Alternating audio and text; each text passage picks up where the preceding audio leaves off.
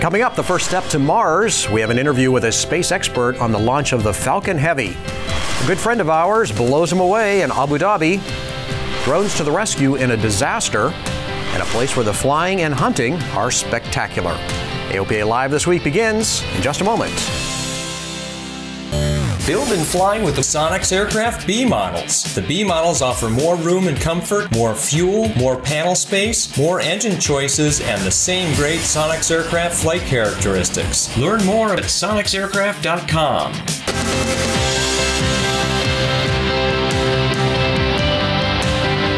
This is AOPA Live This Week with Tom Haines and Melissa Rudinger. Mars, here we come. Welcome to AOPA Live This Week. Melissa is on assignment. Pilots and space enthusiasts watched with rapt attention as the world's most powerful rocket thundered into space this week. And with the SpaceX Falcon Heavy launch, sending humans to Mars might just become a reality. The Falcon lifted off from the same launch pad that sent men to the moon. And if Elon Musk achieves his dreams, this rocket will send space tourists around the moon, then build a habitat on the moon, and ultimately ferry humans to Mars. The Falcon Heavy isn't the biggest rocket ever. That honor falls to the Saturn V.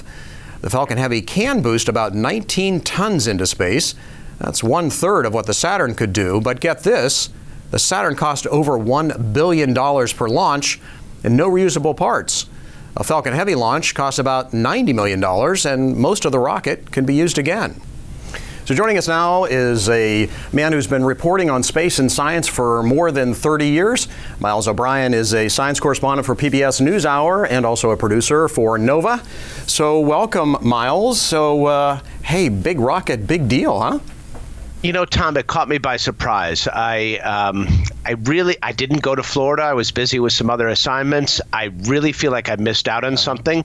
That moment when they lit the candles on that, 5 million pounds of thrust. That was an intense emotional moment, and I found myself welling up with tears, and I couldn't quite explain it. Some of it is the nostalgia for Apollo, and of course for me, mostly the shuttle program. But some of it is the pure excitement and thrill of space exploration and seeing it move into this phase. For those of us who've waited for so many years to think about someday, moving beyond low Earth orbit, it was really a moment to remember. Right. It seemed to really have captured like all of America. I mean, because if you look at the people who were at the Cape, it was almost like the 60s. When we remember when Apollo was going up, there were young people there were old people there, and it was just everybody was having a great time. Yes, it's Woodstock without the acid. It's an interesting group of people, right? I mean, it's put it this way. Space is one of the few things that can bring us together in a positive way, and that's one of the reasons I'm drawn to covering stories about space and, for that matter, aviation. It literally and figuratively lifts us up, and there aren't many stories in the journalistic realm that do that. There are lots of things that we focus on together that are very negative. Space exploration gives us a chance to gather together at the communal hearth, as it were, and celebrate our accomplishments as human beings. And that's a rare moment when you think about it. Right. So this Falcon Heavy is 27 engines propelling this thing. So from a SpaceX standpoint, what's next? Where do they go from here?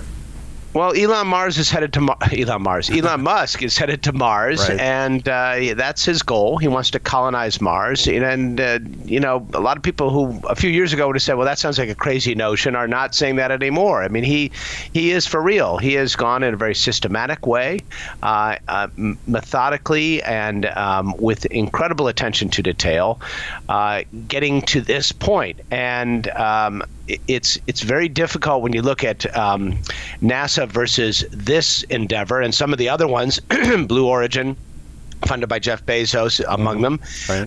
It's very difficult to look at those private enterprises and not say, wait a minute, these guys got the inside shot to get to Mars before NASA, because NASA has a much more expensive vehicle that's going to fly many fewer times, that's kind of bound up in all the government bureaucratic red tape that is a part of a federal agency. which makes them pretty slow to respond. And they also, frankly, they don't have support from Congress or for that matter, at the White House. So I think private enterprise is going to get us to Mars. Right. So I got to ask about the Roadster, the Tesla Roadster. They launched into orbit, into a big orbit around the sun and Mars and everywhere else, it seems like. What do you think? You know, in advance, I thought that sounded kind of cheesy and stupid, and yet every time I look at the feed, I smile because I see that dummy with his arm out, and the "Don't Panic," which is reference to Hitchhiker's Guide, and Bowie playing, and this thing is going to orbit in a hugely elliptical orbit around the sun for about 1 billion years, which I believe is beyond the time of the registration. So it might get pulled over at some point, and but it is certainly the fastest car ever. And it is fun to see somebody having some fun in space. It's pretty serious business, a lot of safety risks and all that sort of thing, and to just have some fun with it was great to watch. Yeah, Tom, watching their feed, capturing the enthusiasm of that group, hearing the cheers from Mission Control in Hawthorne, California, and then looking at those 20-something faces all in the crowd there, jumping up and down enthused, really, that was part of the emotional moment for me. We forget that we went to the moon. Apollo was successful on the backs and through the minds of 20-somethings. This is just their grandkids who are doing another generation of that work. They're carrying the fire, and it's really inspiring to me to see young people having that enthusiasm for space exploration. All right, Miles, thanks so much for sharing your expertise. We really appreciate it. I had a chance to tour the SpaceX factory next to the Hawthorne Airport in LA last month. SpaceX is completely vertically integrated with raw materials coming in one end of the World War II Boeing factory, rockets ready to launch out the other. So when you hear them tell it, the idea of habitats on Mars doesn't sound all that far-fetched. Well, speaking of what it takes for government to get something done, as we record this, it looks like yet another government shutdown is looming, unless the House does vote to approve a 2-year budget deal sent over from the Senate. But even if there is a budget deal, there's still a risk of air traffic control privatization. That's because the FAA authorization expires at the end of March, and H.R. 2997, it's still out there. So stay tuned and stay primed to jump into action. But great financial news for Piper. A Chinese firm has just placed the largest order in the company's history. A firm order for 152 aircraft, including 100 Archer TX trainers, 50 Seminole Twins, and a Seneca and an M350. The aircraft are going to Fanmei Education Group, which provides flight training and pilot development in China. Also related to Piper, the FAA has delayed the effective start date for that airworthiness directive on PA-28 fuel selectors we told you about a couple of weeks ago. That at AOPA's request. The AD requires inspection to ensure that the left-right fuel selector labels aren't reversed. AOPA noted that there have been no accidents attributed to this issue and that there has only been one report of a reversed label. And AOPA asked that the aircraft owners be allowed to do the inspection. That could save some $763,000 across the fleet. And I don't know about you, but I probably could look at the label and see whether it was backward or not and save my money. Meanwhile, the FAA has proposed an airworthiness directive for most Cessna singles. The agency is concerned about metal fatigue that could cause the wing strut attach point to fail.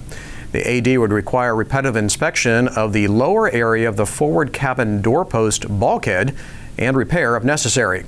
Repair cost, if needed, is estimated to be about $3,000. And congratulations to our friend and AOPA ambassador, Michael Goulian. He took his first Red Bull Air Race victory in 9 years last Saturday. His last victory was in Budapest in 2009. He flew first in the final and set a blistering speed of 53.695 seconds, and then he had to wait while his competitors tried to beat his time.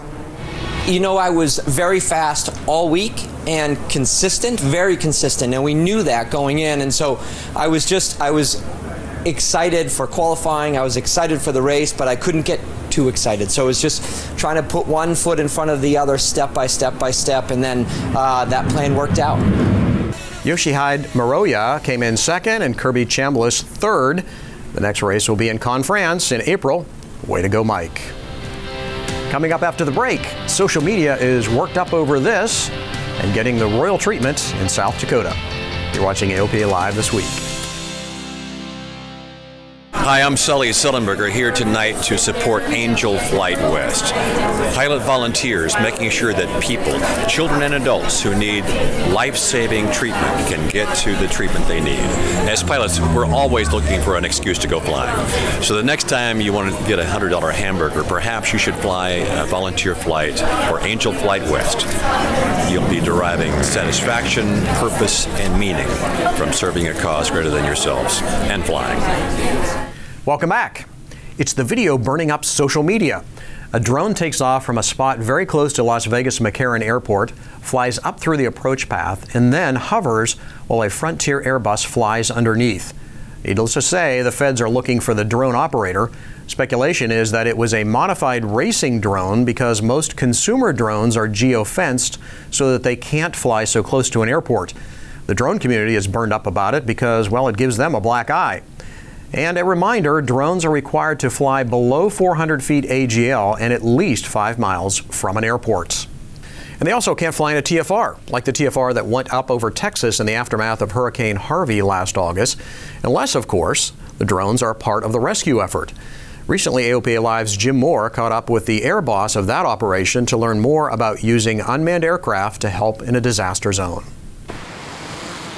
Thick forest and light rain made this a little different from the typical drone mission, and that was only the start. I put my remote pilot certificate to use as a volunteer for the Center for Robot Assisted Search and Rescue.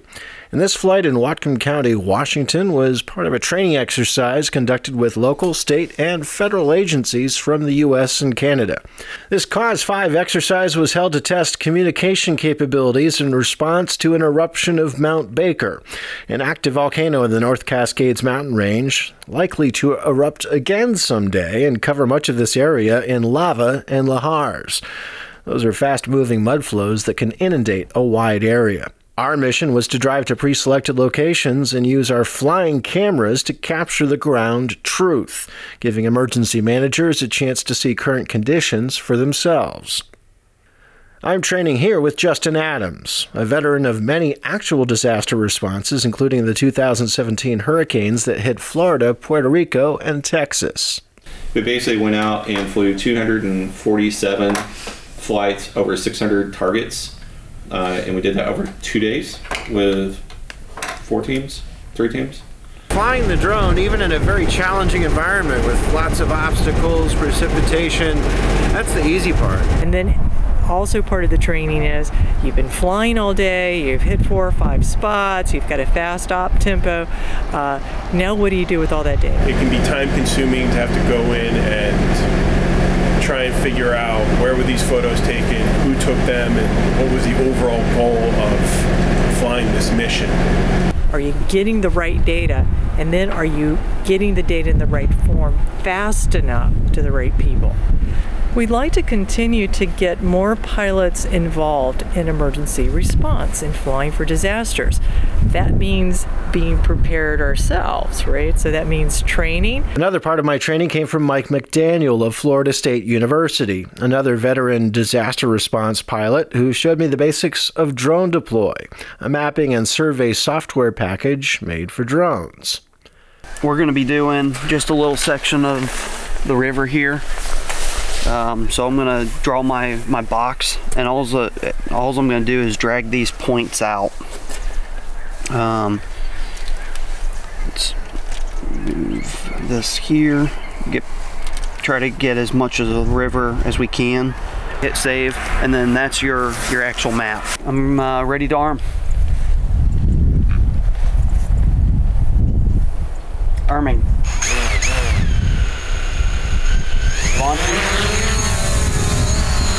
The DJI Mavic might be small, but it's a powerful tool in the right hands and with the right software. Drone Deploy speeds creation of maps like this that can give emergency managers another perspective on a disaster area. But knowing how to do this is only a piece of the puzzle. You don't self-deploy to missions. The emergency managers are very strict about that. They've got to control the area and personnel accountability, and they've got to trust the data, and there's all sorts of things associated with that.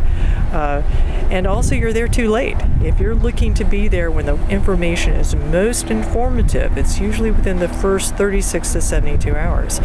CRASAR is working to build an international network of trained volunteer pilots who can support local responses and exercises like this search and rescue drill in Texas that brought a variety of agencies and assets to bear finding lost hikers. You can read more about this February 3rd exercise on AOPA.org. And click on this link near the bottom to sign up for some basic online training offered by CRASAR. Adams said the organization is still working to hone the best practices, and nobody has all those answers just yet. They fight the fire. Whatever's in front of them is what they work. So you have to come back and figure out what's the best data to give the end user, and that's a challenge right now. And we're working with Esri and working with different groups on how we can better manage the data and give it to their stakeholders in the right data set where they can make a decision off of it. 107 pilots can play a role in helping to make the most of this technology. For AOPA Live, I'm Jim Moore. AOPA members can opt in for more stories like this in the AOPA Drone Pilot newsletter. Just select drones in your member preferences. And if you're not an AOPA member, you can subscribe to Drone Pilot at the address there on your screen. More progress from the Bell V-280 Valor tilt rotor. The aircraft has now demonstrated hover taxi, pedal turns, and forward flight out to 80 knots. And there must be something proprietary about the transmission system. They always blur that part of the image. Certainly, tilt rotor technology has taken its time getting into the civilian market. I remember seeing the proof of concept XV-15 fly back in the 1980s. We told you earlier about the big order for Piper. Well, business appears to be looking up for the FBO industry as well. Aviation Business Strategies Group has released the results of the annual FBO survey and industry forecast. 53% of FBOs surveyed indicated they saw a year-over-year increase in fuel sales in 2017. Nearly half of those businesses responding to the survey said they added to their workforce last year and plan to boost staffing with newly created positions this year. Some 60% expect fuel sales to be up in 2018. That's certainly good news. And finally, if you like flying, hunting, fishing, and a luxury lodge, we have a destination just for you. And you might be surprised, it's in South Dakota, and General Aviation is the best way to get there. I don't know how you could get a better experience. You get to fly, you get to shoot guns. I mean, if you want to experience all of South Dakota, the Badlands, Mount Rushmore, Crazy Horse Monument, when you can incorporate it with flying to a place like South Dakota and experiencing, whether it's the hunting or the fishing or the scenery of the people here, how welcoming they are, how friendly they are. I don't think you'll find any place in the country that has the Midwest ethic of friendliness and being able to take care of people. If you like flying and hunting, welcome to Jim Peitz's world, Central South Dakota. Peitz is the owner of Mustang Aviation, where the Midwest meets the Wild West. Right now at Mustang Aviation, this is our harvest time. It's pheasant season.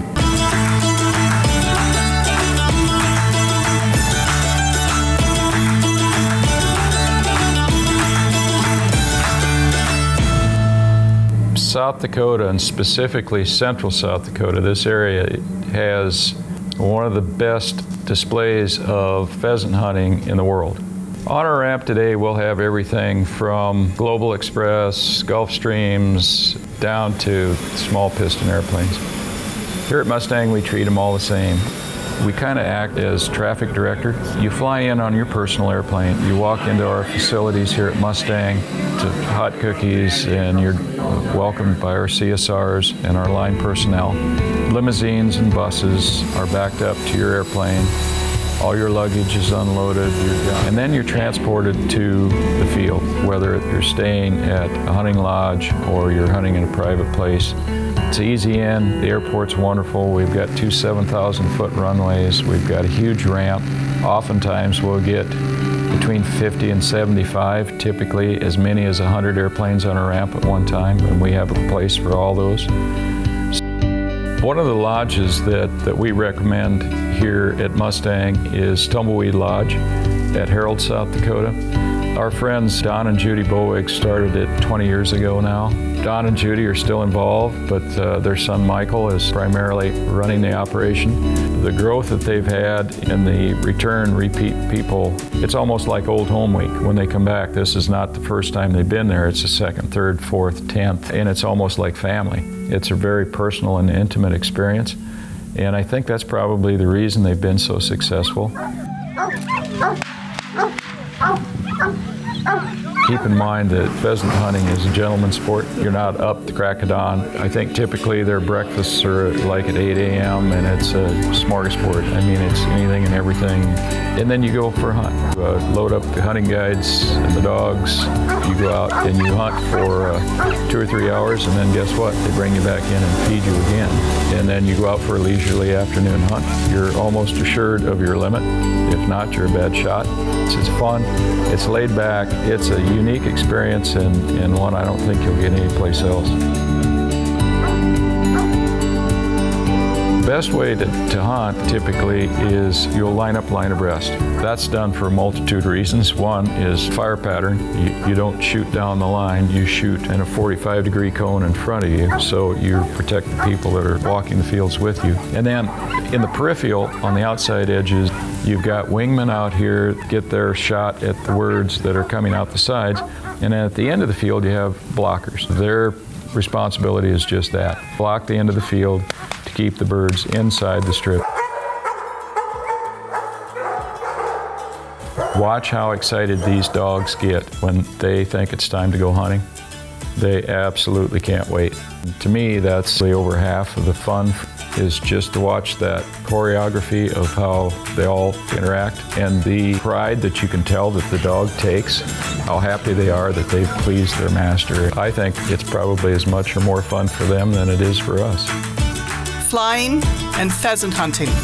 Come enjoy the sport of the kings. Julie Walker, AOPA Live, and no, I'm not much of a shot. Julie, it's all about practice. That's all you got to do. You can read much more about flying and hunting in Pierre, South Dakota in the March issue of AOPA Pilot Magazine. And Pierre is not the only destination profiled. We'll have more on other interesting places to fly in the following weeks. And that's a wrap for this week. I'm on assignment next week, but Melissa will be back with you. Hope that you'll be able to join us next Thursday for another edition of AOPA Live This Week.